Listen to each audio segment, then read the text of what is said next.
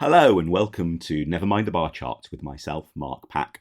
Or rather, welcome to a different podcast because I have recently appeared on the War Movie podcast with Rob Hutton and Duncan Weldon talking about the movie Failsafe. Now, that is actually quite a political movie, so I thought listeners of this podcast may well be interested in that as well.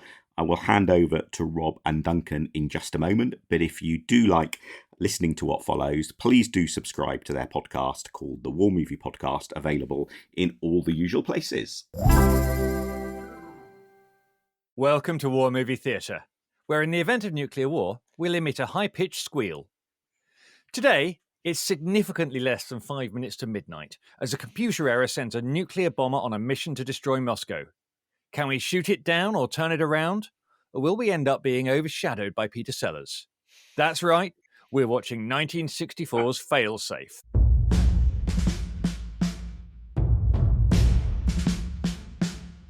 I'm Rob Hutton, and I've been trained not to listen to anyone once I have my orders. Joining me is a man who thought this morning about bunking off, but will instead end the day in a frenzy of mass killing. Hello, Duncan Weldon. Hello, Rob. And joining us is a charming political scientist who seems perfectly nice. But what exactly are those calculations he's got in front of him? Hello, Mark Pack. Lovely to join you both. Well, it's great to have you on, Mark. Mark is a regular listener. Are you still president of the Lib Dems? I am for a few more months. Right. So yes, you officially have a president on the podcast. We have a president on the podcast. We also, That's a Mark, first. after listening to this podcast, Mark became a member of the House of Lords. And we can't guarantee that every listener will be similarly honoured, but, you know, do Better get not in take touch. the risk, keep listening. I don't think we haven't had a peer. We haven't even had an MP, actually. But No. It's a day of firsts. Parliamentarian peer president. And Mark got in touch, and I got in touch with Mark because I knew he was listening and said, is there a film you'd like to do? And you chose Failsafe, which is a film that I hadn't heard of, and I think, Duncan, you probably hadn't heard of I'd either. never heard of it. So, why Failsafe? Well, I first came across Failsafe because of the novel that it's based on, which is by two American political science professors. So that it was the one of them, Eugene Burdick, who is a person. It's an absolutely fascinating person because in his time he was really famous. He's so famous he even featured in an advert for American Ale. And I've actually got the advert here, so I've got a little visual prop, which obviously will work brilliantly on audio. But Well, we're putting it on YouTube now, so... And he's in a scuba diving outfit. Who is the Ale Man? Undersea explorer, literary man, Ale Man. And with all due deference to lovely political science professors I know, that's not your typical political science professor. And, you know, if you look at that ad, you would think, well, that's Neil Armstrong or Sean Connery is the sort of it. So, remarkable person, interesting in all sorts of ways. He was involved... I mean, just generally, the advice isn't usually to get beard up before going scuba diving, as I understand it. Or doing political science. When you're as talented as Burdick is, you can do anything. And I mean, he led an amazing life, very talented person, died tragically young of a heart attack when playing tennis in his mid-40s, and has just become forgotten since. And so he's become a little bit of an obsession for me, partly because he wrote a novel that is a fictionalized account of how opinion polling and data was used in the 1960 John F. Kennedy presidential campaign. So he's the sort of person that I just get really worked up about. I feel, look, you should know about him. If you're interested in politics, forget quoting the West Wing or Yes Minister or the thick of it. You should be a Eugene Burdick fan. So in amongst the other things that he did was he co-wrote this novel with Harvey Wheeler called Failsafe, and that got made into a movie. Unfortunately for him and his co-author, by pure coincidence, a Welsh office member of the RAF over in the UK, so the other side of the world, almost literally from him, around the same time wrote a very similar novel that also had the rights bought up. And I'm going to stop you. Film. But I'm not going to say any more. Right. No spoilers at this point. I'm going to tell people the plot of Failsafe. It is available. It's available on... Actually, it turns out it's available on the Internet Archive. I paid to stream it, so I got a watchable. Second mover advantage in game theory terms by Rob after he'd paid for discovering it was free and telling me. And it's available on DVD and all sorts of things. And it is, without going too far ahead is well worth a watch. But the plot, it's in the 1960s. A US bombing mission starts accidentally. Bombers are flying towards Moscow, carrying a nuclear payload.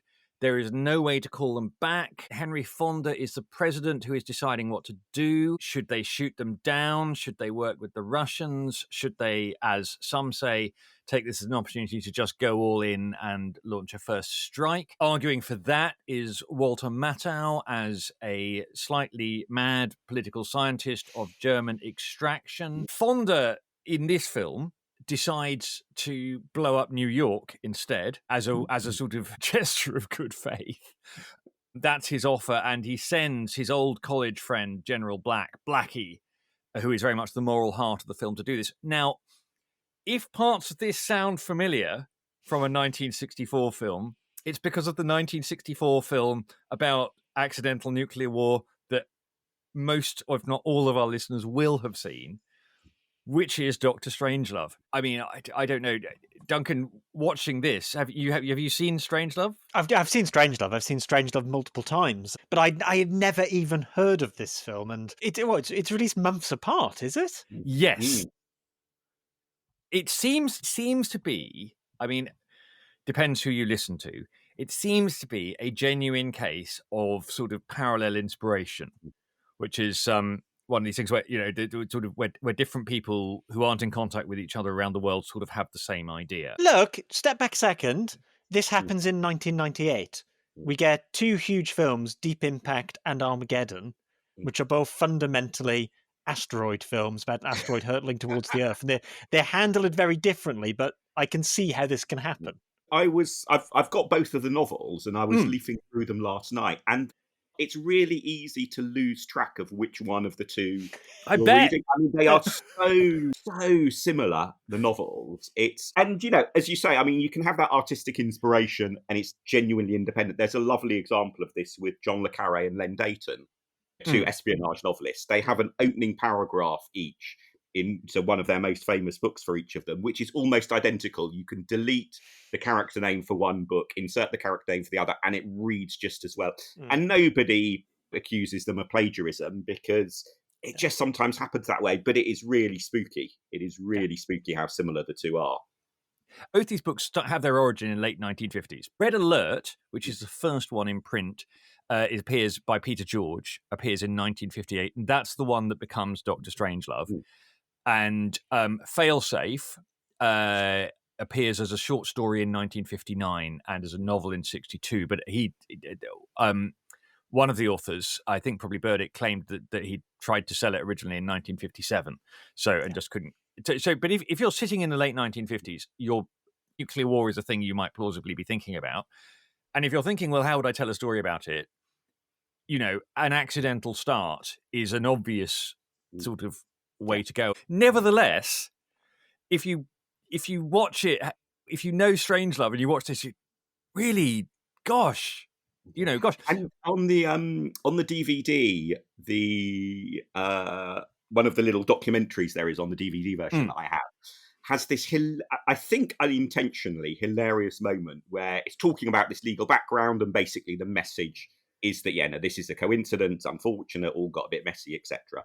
But they then show some stills from the two films side by side, and again, they look so similar, and you just sort of think, what you're saying in this documentary and the images you're showing me are not compatible messages. And I think, as best we know, and some of the people involved are still alive, I believe, so I will definitely go for the innocent, that it is the innocent interpretation. But it is really, again, very striking. You could take the sort of command room in Dr. Strangelove and the command room in Failsafe look really similar, and yet at least the Failsafe one, and I think the Dr. Strangelove one, are not based on having been given special access. It's not like they're both based on the same thing that they both seen, and therefore they've come up with the same artistic interpretation. You just have to believe this is accidental and coincidence, because it being deliberate would be an utterly mental strategy for any studio to pursue. You can't say, look, here's a tremendous Kubrick film that's doing really well. Let's put out a carbon copy months later. No one is doing that. No, well, So, in fact, what happens is there is this amazing lawsuit where Peter George, who wrote Red Alert... Actually, let's go back a step. Kubrick buys Red Alert, which is by the Peter George one, and is trying to work out how to make it, and realizes that you can only really... that it's very, very hard to make it seriously because it's also mad. I mean, obviously this is very real, but at the same time, all these people sort of sitting there discussing, well, maybe we should, now we're, in a sense, well, if we've got one bomber flying towards Russia, we might as well send the rest of them. It's crazy. And I think because he knows Peter Sellers, at some point he just thinks, well, the way to do this is satire. It's just better as satire. And so that's how Red Alert, which is a very straight novel, becomes Dr. Strangelove, which is a very funny film. And one of the people, actually, it's interesting that one of the people they create this mad German scientist who is Dr. Strangelove, who I think is not in Red Alert and sort of has a past as a Nazi. And the parallel character is this sort of guy played by Walter Matthau in Failsafe, who had fled from the Nazis, but has the lesson that he has learned from the Nazis as a German, I presume, as a German Jew, is if you think they're coming for you, you get them first. And so he and the Strangelove character are sort of running in parallel. So Kubrick learns that Failsafe is being made into a film, and he and Peter George sue, and the settlement is out of court. And the result is that Columbia, who were bankrolling Kubrick, buy Failsafe and essentially put it out 8 or 9 months later, which kills it because everyone's seen Strangelove. And Sidney Lumet, the director of Failsafe, his take on this is, if you put the straight one out first and then the parody, it would have been fine. But if you put the parody out first, no one can watch Failsafe seriously because they've got the jokes in their mind, and so he's quite annoyed about the whole thing. Although I think the passage of time has been quite kind to Failsafe, because now that we know much more about what really the people who were genuinely in command position at the time, so people like Curtis LeMay, so senior US Air Force officer, who, I mean, you look at his views now and you think, I mean, we are so lucky that he didn't in some way unilaterally cause a nuclear Armageddon. And so given the sheer horror that we know of some of the weird, strange, far too powerful personalities, actually the straight version is so much more powerful. There's a degree to which almost Dr. Strangelove slightly trivializes the horror of what probably so nearly happened. And so I think, although Dr. Strangelove absolutely is the better film in all sorts of ways, actually Failsafe is the scarier film because the bleakness of the reality that it's trying to portray has, and it had a sort of second life around the year 2000 when George Clooney made for TV a sort of live broadcast version of it. And, and what I think that illustrates is a lot of the themes, which I'm sure we'll come on to, are still very resonant. And in a way, Failsafe feels like the more contemporary lesson in many ways, while Dr. Strangelove is the amazingly funny, brilliant satire, but it's about the past. Yeah, that's right. I mean, Clooney, of course, Clooney's a huge fan, and you can find video online of Clooney talking about this film. Yes, I think in a way it's sort of it's one of these things where now you can watch it, and it's a few years since I've watched Strangelove. So although I was sitting there and you could see all the notes to the point where I think I paused about half an hour and I just need to check which of these came first, because it would make sense if this had come out in 1963, yes, and Kubrick had said, "No, that should be a funny film. I am going to rip the piss out of it, and I'm going to make Strangelove." If that were the story, you go, yeah, absolutely. We were watching Airplane last night with the kids, which sort of works more or less today, I'm pleased to say. But one of the things I was aware of is that my children were completely sort of unaware of all of the films that it's mocking. Yeah. So it works on its own level. But if you sort of grew up watching all, Airport 77 and that kind of thing, there's a whole other level to it. But I guess we're getting to the fundamental question here, which is, would Star Wars have done as well if Spaceballs had come out in 1976? Is Spaceballs a war movie? Given where you've taken this podcast with definitions of war movies, I assume there is going to be a Christmas special edition looking at the Star Wars movies. Or something. We're gonna do Star Wars. I've decided. It's got war in the title.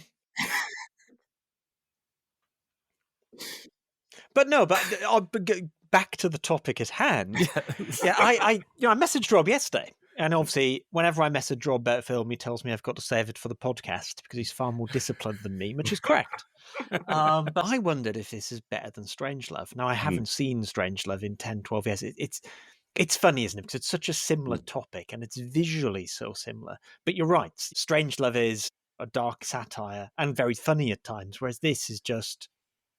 I think the first thing I messaged Rob after I'd watched it was simply wowzer. Yeah, because I watched it yesterday morning and sent Duncan a message saying, have you seen it yet? Because I thought that if he'd seen it, he'd surely have said something. Yeah. It's quite a... whoa! It's a heavy film. It's a heavy film. It's a big ending. It's really well delivered. It's a tremendous bit of cinema, I think. Well, also, and I'd never heard of it. It relies a lot on the audience, which I really like. The film trusts you. So you don't, there's no music score in it. The deaths that feature they are horrible because of what your imagination does, what you are thinking at the time. It's not what is being sort of drilled into your ears or your eyeballs by the film. It's what you are meant to take away from that moment. And I think that, that in a way shows the skill of the director in particular, that willingness to trust the audience. But I suspect it does mean some people, particularly if you're a bit, say, psychopathic, you probably watch the movie and don't think very much because you don't have that moment of empathy at those key moments where you think, oh my goodness, what has just happened? One of the things that he does very well, a moment we'll go to the after action report, but Sidney Lumet sort of breaks into cinema with 12 Angry Men, also stars Henry Fonda, also stars Henry Fonda as a figure of just unimpeachable righteousness, the man you'd want on your jury if you were on trial for if you were wrongly accused of murdering. So indeed, actually, you might want him on your jury if you were rightly accused of murdering someone, because he can clearly talk them round. And Lumet is incredibly good at these. 12 Angry Men is basically a one-set film. You don't get any of the sort of what these people were doing this morning, what their lives are outside, except that you do start to. It's sort of fed to you through the film, and you suddenly start to realise that all of these jurors each of them is his own man. And you get his baggage. And with this, you get a little sort of opening kind of vignettes of these people's lives, which you could have cut. But on the other hand, they completely because you suddenly with Blackie, the sort of the Air Force general who's so worried about all of this, it opens with him waking from a nightmare, and you see why it is. You suddenly understand much more about him just from this little scene with his wife, where he's really not talking about anything very much, but at the same time, I was going to say the other thing that really struck me watching it was, it deals with really, really big themes, and it's based on a novel, and yet it feels very theatrical the way it's been staged. You're reacting to Rob's. I think all of that at the beginning really helps build the character very, very subtly. But most of this is just people having conversations in rooms, or briefly what is, I presume, a flight simulator they've got as the cockpit. But it's mostly just people having conversations in rooms, very, very well shot. And it's strange to take a novel and make it feel like a play in cinema. Yeah, I mean, Strangelove is actually, I don't know if it's quite on the London stage at the moment. It has been on the London stage recently. Armando Iannucci and Steve Coogan have sort of taken it to the stage. So obviously that can be completely taken to the stage. And this could be too. You could do it. But what you'd lose is I think you'd cut the sort of the opening 20 minutes, and that would be such a shame. Because it's this, and there's this little vignette with, well, let's go at this point to the after action report. Quick, Dad, they're on the cable car. When do you want to be called in? I mean, You don't have to call me. It's those vignettes. You want Yeah. it's not that long. It's just shy of 2 hours. Yeah. Yeah, I mean, you're right. You could cut that opening 15, 20 minutes, but I think you wouldn't lose much of the plot, but I think you'd lose an awful lot of the film and your enjoyment of it. And I think this is one where you want to sit down and watch from the start. There's an amazing scene right at the opening where an Air Force colonel has been sort of summoned away from what is it, SAC they call it, the sort of the base in the middle of the mountain, and we don't know why he's been summoned away, but he's summoned to some domestic drama, and then a general has to go and get him because they've got a dignitary visiting. So the general drives up and finds this colonel arguing with his parents, and the colonel's father has got drunk and had beaten up the colonel's mother, and they're living in this sort of squalid flat, and the two of them then drive back together, and you've got this great shot where the general is sitting next to the colonel, and you can see the general twice think, I'm going to say something, and then know that he doesn't know what to say. What are the words of comfort? Because the colonel's acute embarrassment at this personal sort of shame and trauma being seen by his superior officer, and you're a colonel in the Air Force, you've got away from all of that, and you're being dragged back to it, and that scene, I just think you could show that, teach that. It's so well done. And then when you then have drama between the two of them later, you remember that. And when Blackie is general is told that he's going to be the one that's got to go and fly a bomber over New York with bombs in it, New York, where his family is. If you just said, but my wife and kids are down there, in fact, he never says, but my wife and kids are down there. But we know, we know that he likes his wife and kids, which is not always sort of. So yeah, you could skip it. And actually, the weird thing was, because I was watching very early in the morning, and it's summer holidays in this house, I was in fact, my son came in halfway through, having woken up, and they don't always sit down and join me, but he did sit down and join me. So this is quite interesting, and he could get it if you just joined for the last hour. It all made, I just had to say, bomber flying to Moscow, and okay, right, I get it, but actually, if you don't have that early stuff, I think it's a lesser film. I mean, so having said that, we'd like to be called in at the start. It's sort of there's verifying the order. It's slightly hard to break it up into scenes because they're all in the same place. Yeah, it feels like one long scene almost. Yes, you've got Walter Matthau. This is our chance. History demands it. His first kind of The hotline scenes are also all amazing and very cleverly done. Acting is just brilliant. I mean, I could watch some of those scenes multiple times because the actors have so little to work with. When you've got the president and the translator sat, a desk, phone, there's a jug of water or a coffee jar. There no props, tiny room. Nothing. And also, they're not looking, they're doing what I imagine happens in real life. So the president is concentrating on his phone call, and the translator is sat next to him, sort of listening intently, translating, but they're not therefore speaking to each other most of the time. And so you've got two actors with almost no props, not looking at each other in close up. I mean, it is an absolutely brilliant piece of acting by, both by Henry Fonda and by J.R. Ewing of Dallas fame, Larry Hagman, who is yes. So young Larry Hagman may feature in a later category, who plays, and the way that this is, sort of for people who haven't seen it, Hagman is translating what the Russian president is saying to him. So inevitably, you find yourself comparing this to Strangelove. The way that it's done in Strangelove is sort of Peter Sellers on the phone. And the way that it's normally done in films, yes, Yuri, yes, no, I'm well, Yuri, pause, and so on. It is, whereas with this, you never see the Russians.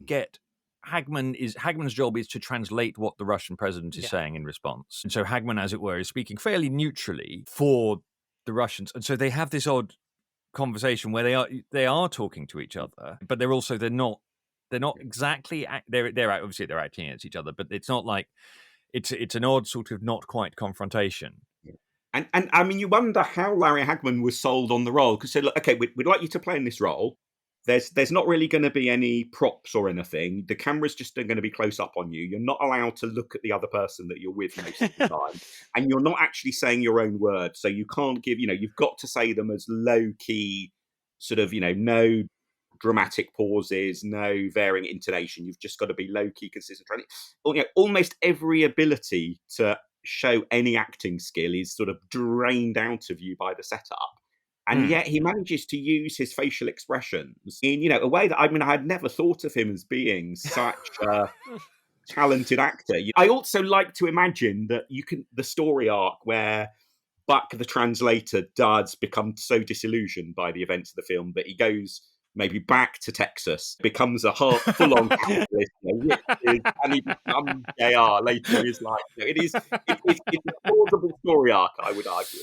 Yeah. But yeah, it's one of the best bits, particularly for somebody who is not, known for being a, high-quality Shakespearean stage actor. I think it's just one of the most brilliant acting performances I think I've seen, punching above your weight, as it were, in a film.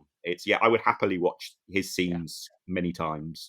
Apparently the Lumet approach was he didn't, with actors, was he let you get on with it, and you sort of, he'd tell you if he thought you weren't doing it right, but he'd basically, apart from that, sort of, okay, can you do it a bit faster? That kind of thing. He wasn't so he let the actors find it. And which work, obviously works with someone like Fonda, Fonda's great in this, but Fonda's doing the Fonda thing. It's sort of like we need an actor who is going to play the president, and everyone who sees this has got to think, oh yes, that's the president I want. That's I feel because you need, especially in a way, because what he's going to do is so bonkers at the end that it can't be somebody who is a bit bonkers. It's sort of you need to be somebody who can sell the idea that this and that's sort of the genius of the film, because the actual the actual ending is, as you say, bonkers.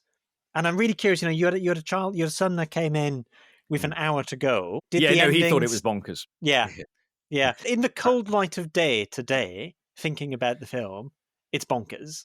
When I watched the film yesterday, it seemed less bonkers. And I think, that's the product. That's a product of 110 minutes or whatever it is of good filmmaking and good storytelling. Yes, yeah. Fonda can sell it to you, but I mean, Hagman is astonishing in all of these scenes. As with some of the films that we do, which Duncan and I haven't heard of until someone suggests them, when you then start researching, you discover that there is a little online community of people who are really into this stuff, and there is lots of good stuff online about how that filmed, the way that you go sort of from 2 shots to 1 shots and this kind of thing, and the way that you sort of you're shown Fonda. You then get in this sort of these odd series of scenes where I'm going to call it SAC because I think that is what where at one level they're helping the Russians shoot down their planes. At another level, when one of their planes, because they're watching on their big screen, when one of their planes shoots down a Russian plane, they all cheer because they're Americans. Americans, they shot down a Soviet. What are you going to do? And then they've got the scene labeled "You can't fight. This is the war room." I sort of.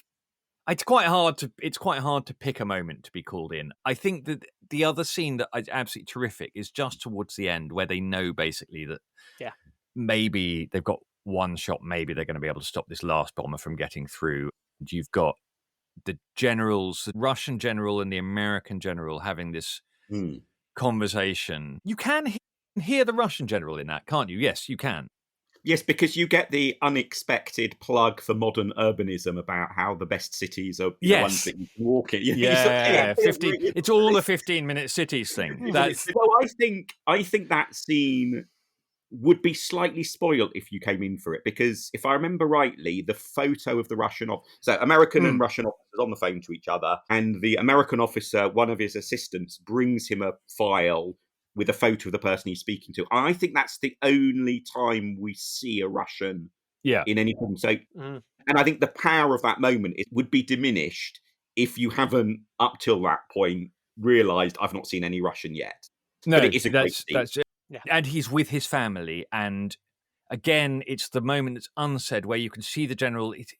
He's about to ask whether his family, because the American general asks, are you out of Moscow? And the Russian general says yes, he is, and he's about to ask, and then you can see him think, no, because your children aren't out of Moscow, are they?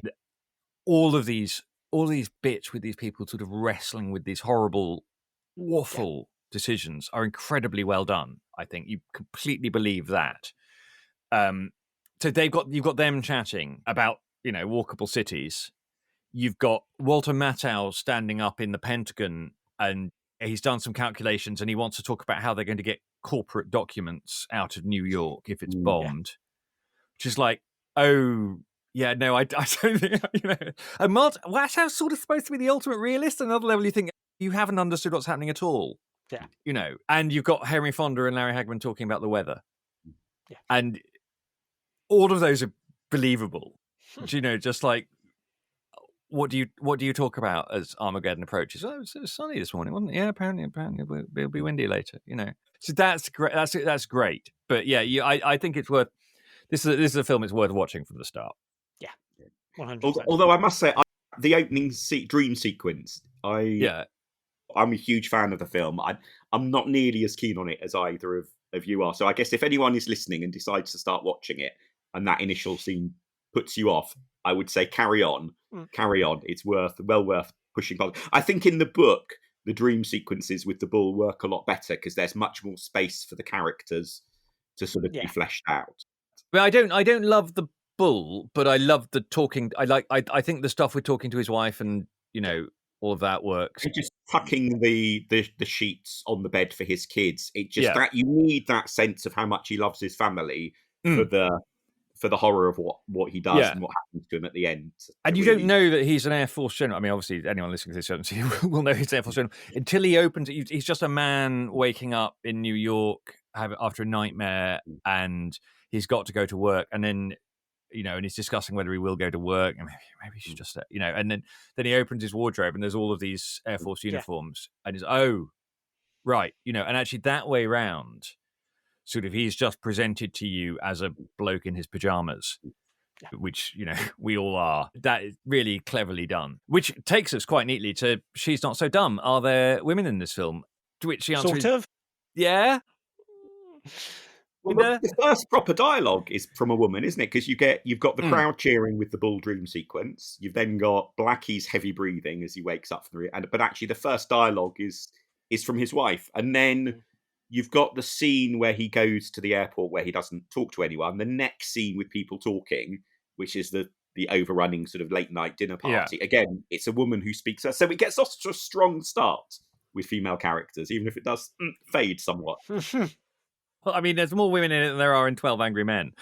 But I mean, sort of until right at the end, you get the sort of the pilot's wife is brought in to scream at him. I mean, actually, that's the other moment where my son said, why doesn't, because the idea is supposed to be that they don't know who these people are who are yelling at them down the radio that this is all a mistake and they have to turn around. And my son said, why doesn't she just say something that only he would know? And it's like, there are, I think there are things that my wife could say to me and I go, that's my wife. What do we make of the woman in Mattau's car?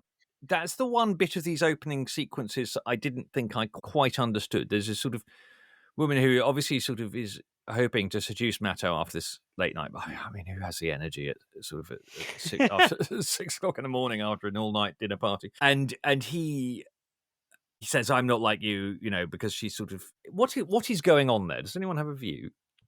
So I thought I knew what was going on when I rewatched it ahead of this podcast, and then decided I didn't when I had watched the rest of the film, because there is a point there in that scene where Matthau, who appears to be the reasonable one, because the woman talks about the beauty of nuclear war, and in fact, he slaps her in response to that. A bit of a troublesome moment there. But the fact that he is repelled by the idea of somebody talking to you, that seems to set him up as quite a nuanced character. but you really lose all of the Yes. nuance. When later in the film he's urging a first strike on Russia, it's as if. So I wonder if it was just sort of left over from a slightly different version of the screenplay where the Matau character was a more complex personality than in the version that we now see.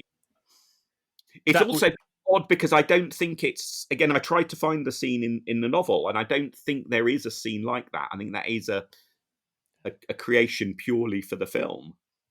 Yeah, but that would make sense actually. Yeah. It's a I'm afraid it's a war movie with wives and mothers and and strange women Victims. in cars. The casualty list. Well, depending on how we're counting it, but I don't know. How do you count these things? I mean, I could argue that the casualty list is, one bull and one human who kills himself. I've got a version of that. There is another version. There is another version that has quite a few more zeros. What was the population of New York and Moscow in 1964 would be? Yeah. Yes. Yeah. I mean, I think we can say at this point that this film ends with wiping out 2 global cities, and it sort of has to. So one of the novel, I can't now remember which novel it is because they're both so similar, but one of the novels at least ends with war averted. The Russians managed to shoot down the bomber or something. Red Alert, the Kubrick, which maybe is partly why Kubrick was inspired to do the satire, because the ending actually of Red Alert, I think, is a little bit of a letdown in that sense. It's a bit like the ending of what is it? H.G. Wells's War of the Worlds. Novel about War of the World, where it just, I guess it's okay to give spoilers, Yeah, I think if you don't know how the War of the Worlds ends, sorry. 110 years. I mean, it's fine, isn't it? They can't get on with the Earth's atmosphere. It's a real letdown of and Red Alert as well. I think it's a little bit of a letdown. Oh, just turned out the bomb failed, so everyone's okay. Yeah, I increasingly think it's one of these, it is a version of the Chekhov gun thing. If you send a bomber to Moscow, it has to drop the bombs, and indeed, if you send a bomber to New York, you have to drop the bombs on New York. And that final scene, again, it's one of these things where they have no special effects, and indeed they get no cooperation from the US military at all in this film. Fancy that. And not only do they get no cooperation, but there's obviously a sabotage operation, because when they go to get sort of stock footage of planes, they're told they can't have it, and so they've got one shot of an aeroplane taking off, and they just use it over and over again, sort of quite skillfully, to make it look like it's an entire flight. Yeah, and that bit is done really well. I mean, I've rewatched that bit a few times, knowing that it's the one plane, the one bit of footage, and it really doesn't look like it. Sometimes you definitely feel like you can see how it's just the 4 planes, and that they're reusing. That bit is really clever. Bit of, I guess there's a bit of zooming and cropping as well to give you they're slightly different angles. But really well done. And it's a low budget film. I mean, again, on the director's commentary on the DVD makes quite a few references to how low budget it was, but I don't think it doesn't feel like that at all at any point. Yeah, I mean, all the money will have gone on Henry Fonda, and the set, as you say, and it's Henry Fonda and the SAC set, which is expensive and complicated because it has 1962's version of computer graphics and this kind of thing. So that they spent a lot on that. But it ends, instead of showing sort of a bomb or anything, it just it has these little shots of New York street life, and then and the countdown to detonation. Yeah, and then it ends on this sort of horrible sort of atonal sound, which is they've sort of decided that squeal is the sound of nuclear war having happened, and which goes through the titles, and very similar in that sense to the perhaps the most famous political ad of all time, which is this era as well, the Lyndon B. Johnson's advert when running against Barry Goldwater, the Daisy Girl advert, which is that countdown now. And I think it's quite an interesting contrast, because the Daisy Girl advert, so famous, so controversial, only shown the once, ends with footage of a nuclear explosion. But in a way, I think that's less emotionally impactful than the way the 2 cities are destroyed in this movie. And perhaps for a political ad, it has to be a little bit more crude, in your face, because you've not got, you can't build up to it. But it's a remarkably I guess it's a good reason why artists should be kept short of money, because it brings out the best of them. So some of them, and Daisy Girl would have aired that year. I mean, Yeah, 64. within months, Yeah. because it's a 64 campaign, isn't it? So And so Failsafe is released. I think it must be a few weeks after the Daisy Girl advert. It's November. Failsafe is November, and November would have been when the election was. And I don't know when Daisy Girl appears, but it's. It will have been before polling day in the election, one presumes. Otherwise, that would be another famous other story about. I mean, at the time this film comes out, 18 months after the Cuban Missile Crisis. I mean, it's. Yeah, you can see why Hollywood might commission 2 such films after October '62. Yes. Yeah. Yeah, absolutely. I don't think we can complain about gratuitous American characters. But there is one. Go on. Well, it's so cliched. So in that early scene where there's the visit to the US Air Force officer's home with his mum and his dad, when they come out, the 2 US officers then come out and go into the car, there is this person shambling down the street. It's easy to miss, but it's so cliched of sort of homeless bum wandering down the street, as if you need reminding, this is seen in the US. So it is a bit gratuitous, that little extra performance, I think. So it's a bit of a stretch, but the Cooler King runner-up award, perhaps. Yes, Shambler up. Well, I think we've sort of got to the answer to this already, and introducing who's in this. Larry Hagman is not a name before this film, I think, and I imagined that his agent was sort of you would be taking this round and saying, look what Larry can do, Yeah. Although I don't think he then went on to do anything that really, his career went off in a slightly different, very successful, direction. But it feels like this is almost the other path his career could have taken. It's not introducing, but on his way up in this is Walter Matthau, and this is one of his last films as a villain, because he's had this long career at this point where, because I don't think of him as a tall man, but he is a tall man and he's got this sort of craggy face. And so he has been playing people in some way a bit like this, sort of villainous people, not the heroes. And then someone realizes that actually he could do comedy. So he has not at this point done The Odd Couple. I can't remember what the film is before The Odd Couple, where they realize that Walter Matthau actually can be funny. But it's a weird one watching it if he's in your mind principally as a humorous actor. Because he's not in this at all, and he hasn't yet become that person. But yeah, so he has already at this point, had a sort of a busy old career, including, Duncan, you'll be pleased to know, in the General Electric Theatre. Oh, there we go. Introduced by Ronald Reagan. He's bought it, Sarge. Best death? I would go for the EU ambassador in Moscow, who I think is uncredited. So he's called Jay, isn't he? His name is used by the president at one point. And I couldn't see a Jay in the credit, which is odd because given it's a speaking role, I mean, you never see him. And he only says, I think, 3 sentences in the whole film. The sky is lighting up. Speaking roles are normally credited. But yeah, it's just such a powerful moment that you just have 3 lines from the ambassador, the squeal on the phone, and you know that several million people have then died. It's very, very powerful. It's a whole thing where they're getting people on the phone who are going to die and telling them you're going to die. I mean, never telling them, as it were, but just like just so you understand, Jay. There's a bomber on its way, and you're on the top floor. Are you? I don't think you're. Moscow during the Cold War, obviously, always a foreign service professional as ambassador. This is not a man who's, regretting making some campaign donations. Yes, you do want someone who knows what they're doing. Good luck. The best meme. Any nominations? Well, the plug for 15-minute cities. The greatest cities are those. I think if you saw that as the meme, you might be a bit confused as to what the rest of the movie's about. I Mark, the one I thought you might go for is I'm not a poet, I'm a political scientist. I mean, I guess the one that is most resonant is the president when he says, we both let our machines get out of hand. Yes. That feels, with the rise of AI, a very... Yeah, so that's the weird thing about this, that sort of, here's a film from 63 years ago that suddenly feels, the bit of it that feels really current is all this stuff about, well, the computers are running projections and they're telling us, that we have to do this and this kind of thing, which, given what we know about 1963 computers, is like, they're probably not really, are they?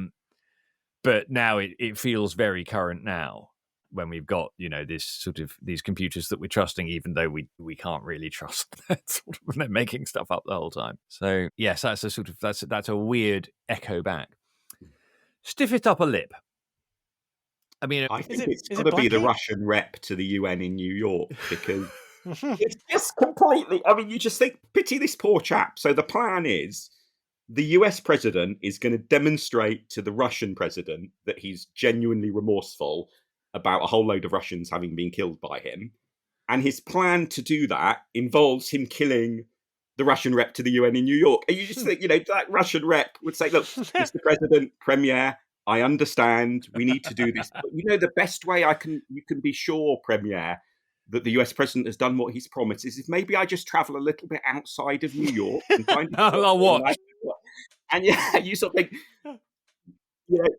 a plan that demonstrates contrition over killing Russians by killing another Russian feels, that's a stiff. I mean, if I was the UN ambassador of the Soviet Union, have we thought about Chicago? New York really equivalent to Moscow?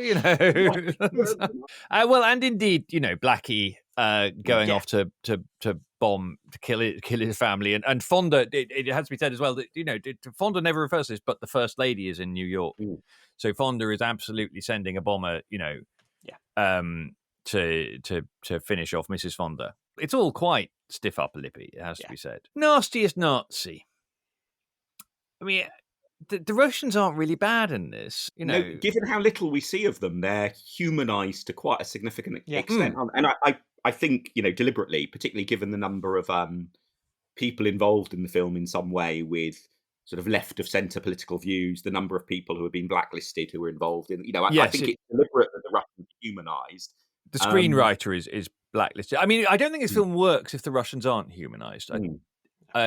I think you have to have that. There's a moment in it where Matau says, "Oh well, the Russians won't fight. If we bomb them, they'll surrender." I just think it's such an odd thing for someone to argue in 1964. Someone saying, "Oh, the thing about the Russians is they'll give up if they're attacked, and it looks like they'll lose." It's like, all of you are old enough to know that is not what the Russians will do if they are attacked and they think they'll lose, even if Moscow is destroyed.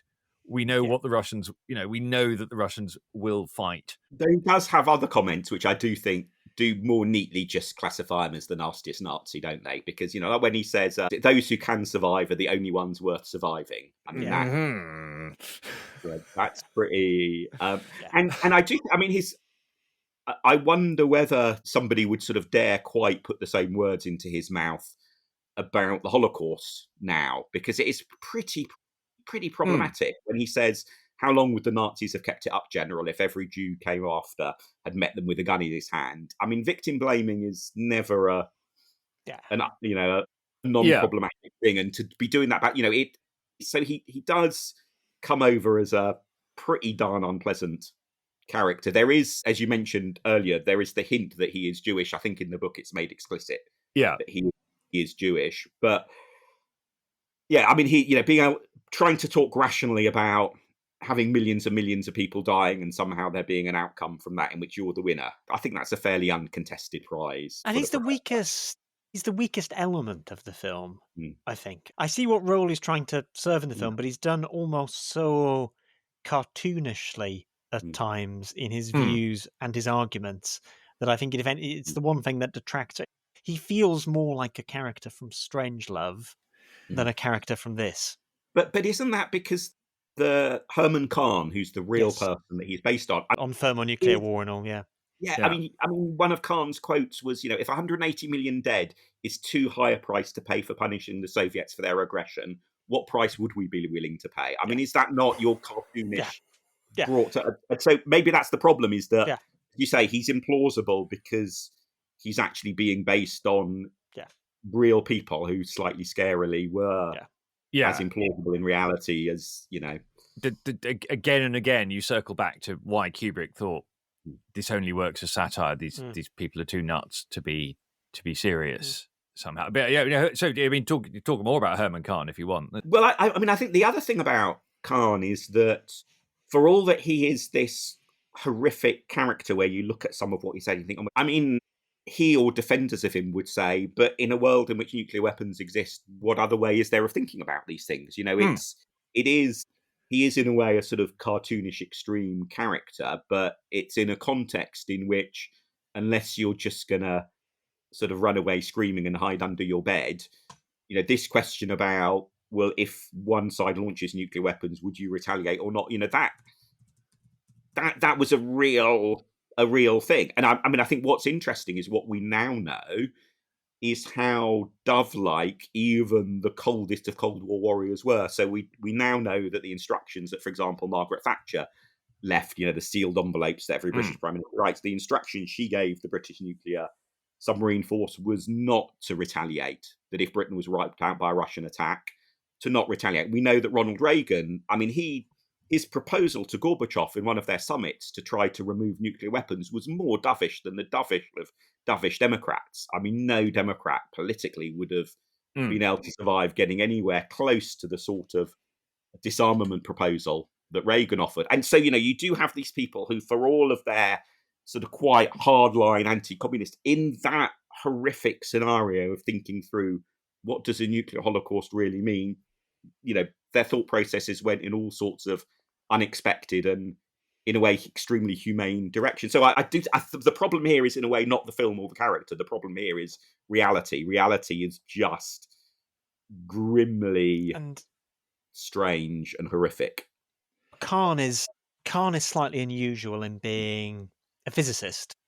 This film is set in the 60s. You know, the 1960s, particularly the first half of the 60s, is really sort of the peak period for political scientists, economists, game theorists coming to Washington to do these senior national security jobs and applying this sort of social science mindset to the problem of how you deal with these crises, how you fight a nuclear war. You know, one thing that I always find really interesting, you know, the book, who was it, Barbara Tushman's Guns of August, about the origins of the First World War, which, you know, comes out early 1962 and is very much not that. It's not a work of social science. It's a work of a narrative history and popular history, and very, very good. You know, Kennedy read it over the summer of 1962. And when you go back to the Cuban Missile Crisis stuff, Kennedy is obsessed by, look, I've just read this book about timetables and decision making and how the First World War broke out, and I'm trying to avoid that. And he's being told constantly by these sort of technocratic defense and State Department and military men, no, this is what's happened. Here's how we've got to escalate. And Kennedy's saying, if we escalate like that, what do the Russians do? And they say, well, they escalate like this. And it's just, that complete, that mindset. And this is all just before this film is made. Yeah, and actually you can see that kind of, oh well, no, but these are the tracks. The tracks have now been laid down, Mr. President, and the train has to run along them. Is very much in both Strangelove and in this. That's the underlying thing is that you know, somebody does it. Well, got a manual, and when this happens, we do that. And actually, although we keep talking about this sort of blowing up New York is horrific, it's also it's you are plausibly given the case in this film that is the way that you avert a much worse war. Yes. You know, and actually that is Fonda's genius move to stop. We'll just lose one American city and we'll just lose one Russian city, and then everyone will sort of put their guns down and back away. And this will save Chicago and Washington and San Francisco and LA, and you know, and in rather the way that Kennedy in the Cuban Missile Crisis sort of finds an alternative route to allow everyone to back down without losing face. Dan Busser's dog prize for the most problematic moment. Matau slapping the woman in the car. I think we're cutting that. I say in the remake that there is a remake of this, and I haven't seen it. Have you seen it, Mark? No. I don't think I thought I had, and then I was looking on my shelves because I thought, oh well, let's give that a rewatch as well. I was looking on my shelves for the DVD. Next to Fargo, there's only one fail-safe DVD, so I may have watched it on streaming or something, and I forgot.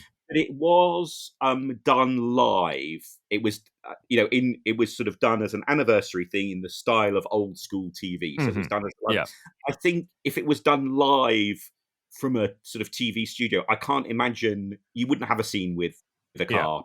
Just it. So I think it must. Yeah, I think it must not have been in the remake.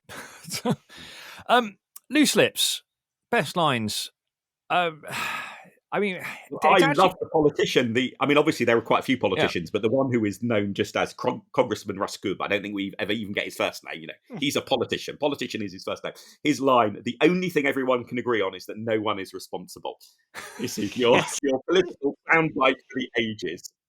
Yes. Yeah, the Fonda final conversation with the president, we're to blame, both of us, we let our machines get out of hand. That's very much the message of the film, is don't let your machine, and your machines, both as machines and in a sense people who have been turned into machines, because the whole thing is the bomber pilot isn't sure he's doing the right thing, but he's been trained just to follow orders. And he's been trained to ignore the president on the line because it might be something totally. And he's been trained, as it were, to ignore his wife pleading with him. That is, in a way, a machine out of hand. Broadsword Radio, completely implausible moments. I think I'll just read at this point. Duncan, did you make it all the way to the end of the titles? No, I didn't. Well, I'm just going to read to you what comes up. Yeah. The producers of this film wish to stress that it is the stated position of the Department of Defense and the United States Air Force that a rigidly enforced system of safeguards and controls ensure that occurrences such as those depicted in this film cannot happen. So there you are. However, seeing that reminded me of a sign that was stuck up on a tree near where I live recently, which is a sofa for sale, sort of, worth £350, £550. And then the sign said, "Not stolen." And it feels like it doesn't give me confidence. I think I have two other implausible moments. One is when the pilots open their sealed orders as to where they're meant to attack, and the orders is simply a piece of paper with in large letters written on it, Moscow. I've never seen any official nuclear attack orders, so I might be wrong, but it feels like. But the other that really intrigues me is the computer graphic. Well, they look like computer graphics on screen, which are actually produced by it was animation done by John and Faith Hubley, who are 3 times Oscar winners. So they really know their stuff when it comes to animation. But you look at the turning circle of the planes as depicted on the screen, and also the way the American satellites can detect the location of every Russian submarine. Where there's a whole load of detail there, which when you've got what some of the generation's best animators doing, just it's a bit. You sort of think this is a bit, Well, that this screen would exist at all in 1964. In fact, if anyone's watched 13 Days, I was about to say, if you look at the moon landings, 13 Days is the Cuban Missile Crisis film, with Kevin Costner, which is really good. And that, as it were, what they actually have in the Pentagon is a huge map and things stuck to it. That they move around as these ships move around. That's what they had in 1960. They don't have these screens, and that American radar can somehow penetrate deep into Russia so that you can see where these, where all these, and tracking individual sort of air-to-air missiles and so on. Yes, yeah. Well, that is obviously for artistic effect, but I think things like the turning circles and so on, just given you've got such good animators doing it, that's surprising that they thought, "Oh, forget it. Well, authenticity doesn't matter at this point." Yeah, well, and they apparently tried to get pictures of Strategic Air Command, but they couldn't. For some reason, they couldn't. And that does look. I think that's so. Ken Adam designed the war room for Strangelove, the Bond set designer, I think. And this one is also very well done. It is slightly, sort of, well, okay, we've seen Cape Canaveral, we kind of trying to imagine what these places might look like. And you end up getting it. There is a James Bond sort of slight touch, not just to the set, but the way that each time the nuclear sort of readiness escalates, another set of people all walk in. It's synchronized silence. It's very much like the extras in, some of those James Bonds of anymore themes, isn't it? It's like, what are those guys just standing there in that closet waiting for the thing to escalate? Very odd. Yeah, no, that rang slightly false as well. Actually, if we're being if we're being picky. Judgment at Nuremberg. Well, is it a war crime if you didn't mean it? Is it a war crime Can't if commit you're not war a crimes war? against yourself. Yeah. I mean, I think it feels like with two cities being nuked, somebody should get done for war crime. Yeah, but I wouldn't somebody's going to The Hague, I right? wouldn't want to put a novice lawyer on their first day at the War Crimes Tribunal on this case, because it requires a bit of work to land the prosecution, doesn't it? Because one was a mistake and the other was self-inflicted. So Yeah.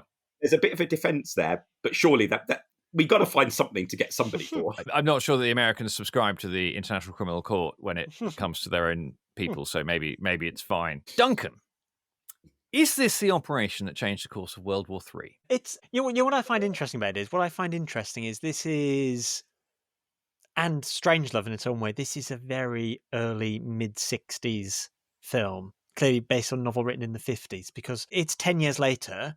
This doesn't work because you've moved to a world of intercontinental ballistic missiles with, 6-7 minute warnings, and the most talented director in the world can't fit all of this drama into 6 or 7 minutes before the missile impact.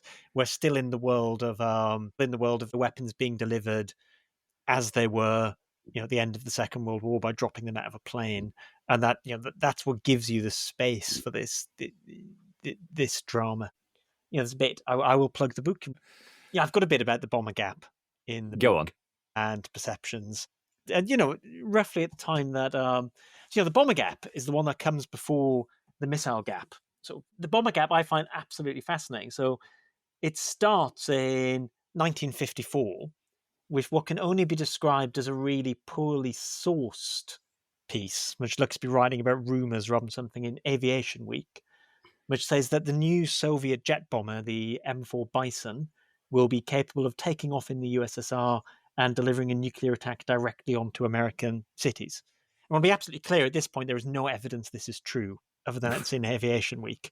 But you get questions asked in Congress and it gets picked up by everyone else. The M4 Bison, to spoil the story early, never actually works. Like eventually they turn it into a refueling aircraft because its range is awful. Okay. But the Soviets can see what's happening in Congress. They can see the American establishment panicking about this. So in 1955, and I just love how simple this is. 1955, they've only got 10 of these Bison built so far, but they can see the US is panicking about them.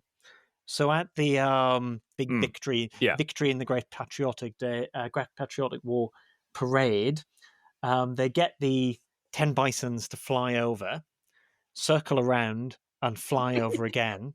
This sounds like a plug for my book as well, actually. Yeah, then 8 of them come and fly over. The US are utterly convinced they've built 28 of them rather than 10 in the time, which is where the bomber gap comes from. They start projecting forward at this run rate and just have this terrible. It gets better though, because the US then send a plane to have a look at Leningrad Air Force Base, and this is a few months later. It photographs 30 Bisons on the runway. The US Air Force then multiplies 30 by how many Soviet air bases there are which have long-range bombers, come up with the number, oh my God, they've got hundreds. At this point, the Soviets actually have 30, and they're all in Leningrad. They've put them where they can be photographed easily. So you've got this absolute panic in the US about Soviet bombing capacity. The end result is they commission the B-52s, which are meant to be the answer to the Bison.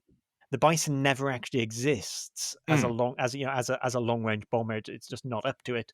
Whereas the B-52s, I believe they were using to bomb Iran, earlier this year. They're still in service decades later. But this is sort of the context of this sort of. We then move on to a missile gap, and the Kennedy administration campaigns really hard on closing the missile gap, and McNamara's first weeks in office are really, really awkward because his first priority is to close the missile gap, and it becomes apparent to him within weeks that no such missile gap exists. So there's then all of these excellent Pentagon papers of them sort of saying, what the hell do we do now? Because we've just won campaigning on a missile gap. We've said the first priority of our Pentagon is going to be to close the missile gap. We can't say there is no missile gap. Mark, what would you advise at that point? That is an interesting challenge. just as a digression, given your level of aeronautical detail, Duncan, I'm slightly disappointed that you've not complained that at one point one of the planes in Failsafe seems to feature some Israeli Air Force marking. Yes. Which is a whole for military pedants is a very confusing plot twist, I suspect. But I do think there is a degree to it, following things like, those sort of scares that you've talked about, Duncan, the way, that also the continuing fear of nuclear war by accident, whether it's an accident initially or whether it's politicians misjudging, is part of what informs, Ronald Reagan's approach to things like the Star Wars Defense Initiative and trying to basically militarily spend the Russian economy into bankruptcy. There is a degree to which this is part of the story about how the Cold War, plays out and ends up with Russia sort of bankrupt and communism falling. And in particular, the way, as I touched on earlier, Ronald Reagan is in some ways remarkably dovish. I mean, he's obviously very hard line, lots of very anti-communist rhetoric, huge defense spending and all sorts of other things. But he also has a genuine fear of nuclear Armageddon. Yeah. And he does try to agree with Gorbachev a deal to rid the world of nuclear weapons. So I think there is a degree to which this is part of the story of how the world ended up avoiding blowing itself up in the second half of the last century. It's interesting. I mean, I thought a couple of true diversions into history that we were thinking. One is Operation Chrome Dome. Are we aware of Operation Chrome Dome? 1961 to 1968, that was we know about continuous at sea nuclear deterrent. This was continuously in the air nuclear deterrent. Oh, yes. Which is having bombers flying with nuclear bombs on board so that they can be easily diverted to Moscow if the need arises. Of course, what happens is that these planes crash periodically and they've got nuclear weapons on board, and Wikipedia lists 6 crashes. Even one before off we've the done coast this film, of Spain, as I recall. One in Spain, but the one that ends it is in Greenland. That's a really bad one, and it's like, essentially these are more dangerous than they're helpful. I think also probably by 68 you're moving to a world of intercontinental missiles anyway, and so having these things in the air is just so. You think, oh, well, I would say again, the United States Air Force has a rigidly enforced system of safeguards and controls to ensure that occurrences such as those depicted in the story cannot happen. Well, all I will say is that the Wikipedia list of nuclear accidents in the Cold War is longer than you think it will be. And those are just the ones that we know about. Also, Able Archer. Do we know about it? Which is going to what you were saying, Mark, about Reagan.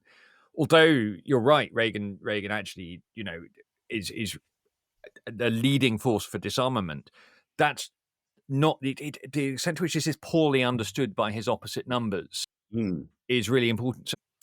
Well, before Able Archer is the NATO exercise of November '83, which is a NATO exercise which the Russians think might be real, and NATO don't realize that the Russians think that until Oleg Gordievsky, who is a KGB officer who goes over to the British, tells one of his key pieces of information is, you don't know how much the my side thinks that your side is really finger hovering over the button.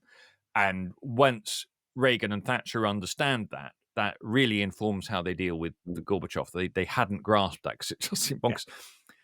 September 1983, the Russians detect an incoming ICBM. And they're talking about things on rails. Their protocol is absolutely rigid. If you detect a launch, you have to do a full-scale retaliatory launch. Yeah. And Lieutenant Colonel Stanislav Petrov is the man who saves the world. Because he says, it's probably a malfunction, isn't it? Yeah. And there's a very good film called The Man Who Saved the World about him. I mean, I think it is possible there were other bureaucratic steps in the process that had he not said, no, this is not real, I'm not going to escalate it, that maybe the world would have been saved. But it feels very scary that we, rely on, and yet, he is, I mean, it's a fascinating film. And as you said, Duncan, there isn't the time in the actual sequence of events for the sort of plot that happens in Failsafe or whatever. Yeah. But my goodness, it does feel like an awful lot happened in those very few minutes. What would a rogue category today? Because I found myself thinking, what is the right double bill with this film. I mean, the obvious double bill is Strangelove. Yes. And I'd actually, if there is a cinema that wants an evening double bill, do this and then Strangelove, probably that way round. So that's not the way they'll do it, because they'll do the bigger film first. But this and then Strangelove will be a really interesting 4 hours. Actually, 13 days, when I think about it, is not a bad. It's not a bad shout. War Games was the one I found myself thinking about. Yes. Which is one I would also love to do on the pod sometime. Hey, Mark, come back and do War Games. No, that would be great to do. That would be really that one occurred to me as well, as did The Man Who Saved the World, because that's the thing. But actually, I think the fun one to do, and I think you are not going to have heard of this film, even though it features a Tom Lehrer song. So, maybe it's not, you're not thinking. It's called A Gathering of Eagles. Nope. Also released in 1963. And this is, as it were, the US military's official counter-propaganda. So Curtis LeMay, the sort of senior airman who really didn't like all of these films and all of these novels and all of these accounts, basically have essentially saying, "Oi, you lot aren't really in control of, what you're up to, etc." So he decides to cooperate with the making of this film. So full SAC cooperation, you get real footage of B-52s in the film and so on. You get a Tom Lehrer song. And I think it's safe to say the film is not very good. I've not watched it in full. And actually, the bits that I have watched really bring home the difference between a director that's really on top of their game with a brilliant screenplay and other films. I'm looking at the poster right now. It's not screaming good film to me. It is the contrast of, the official version of how brilliantly run the Air Force is with the nightmare version that we get, in Dr Strangelove and Failsafe. So I think for a properly artistic evening, you need the contrast, don't you? Worth dying for. How does this film stand up? I mean, you're the only one of us who's seen it repeatedly, Mark. Yeah, well, so I think, yes. I mean, as you will have gathered from my enthusiasm talking about it, absolutely. Well, one of the reasons I think it is worth rewatching is that some of the themes about machines being in control are still very resonant. But I think another reason is that Lumet's directorial sort of style is deliberately very low key. He says at one point that he doesn't want people viewing his films to notice what he's doing. And so it's quite easy. He doesn't want you to notice all the clever things, and therefore rewatching allows you to really enjoy and revel in the skill with which this film is put together. So like the way that it relies really heavily on fixed cameras angled up and close in on people's faces, and the lighting of those faces gets more dramatic through the film. And that's the sort of thing that you probably don't notice on first watching, but you could be all the way the Hagman Fonda scenes. The way Fonda's stillness of his face offsets with all of Hagman's twitches. Again, you just, you don't notice that first time. So I think it's definitely got very high sort of rewatching value. And also, the thing that I love about films like this is, I think the fiction that I find most interesting is the fiction that tells you something interesting about the real world. So all of the backstory with Dr Strangelove, the 2 novels, Eugene Burdick, the advert for American Ale, there's a whole rich hinterland. You could watch it on a Friday evening and spend the rest of your weekend reading up or watching or listening to things that trigger from it. So rewatch it repeatedly. Yeah, more what so did you than think, one Duncan? of the other films that are featured on this podcast. Yeah, I mean, I loved it. I thought it was a genuinely great film. I mean, I'm not going to rush to watch it again myself. I probably will watch it again at some point, but I will definitely recommend it to people, and I recommend it to all listeners. And, like Rob said, you can find this on the Internet Archive for free. It's less than 2 hours. It's a really good way to spend 2 hours. Yeah, actually, and it's not. It engaged. As I say, it engaged the teenager who doesn't mind watching things in black and white. It's a sufficiently interesting. There's things to talk about afterwards, as I think we've demonstrated as we approach the 84th minute of this podcast. I really, really, really enjoyed it, and I have to admit, I was slightly resistant when Mark. I was like, can we do another film that nobody's heard of? But. Well, the other one I suggested was even more obscure, although it was a straightforward proper war movie. With I can't remember what that was.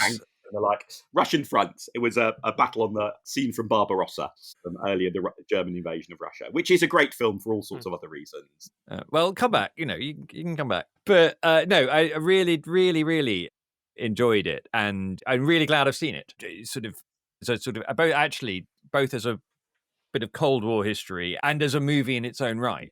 I've enjoyed other Sidney Lumet films, and this one just disappears because of Strangelove, which is a great shame. So thank you so much, Mark, for suggesting it and for coming on. My pleasure. It'd be great to have a chance to eulogize about the film to someone else. And thank you as ever, Duncan. Thank you, Rob, and thank you to everyone for listening. Thanks, everyone.